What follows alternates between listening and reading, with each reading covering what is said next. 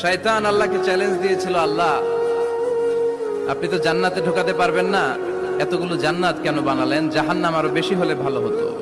আল্লাহ বললেন কেন?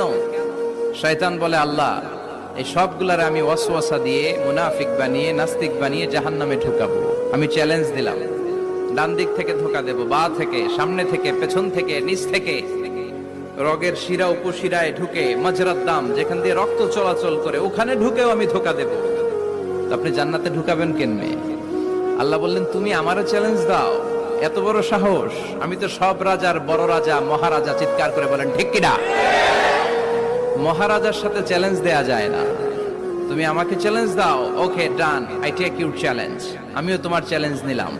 তুমি আজীবন ধোকা দিবা, আজীবন তুমি গুমরা করবা, বেনামাজি বানাবা, জালিম বানাবা।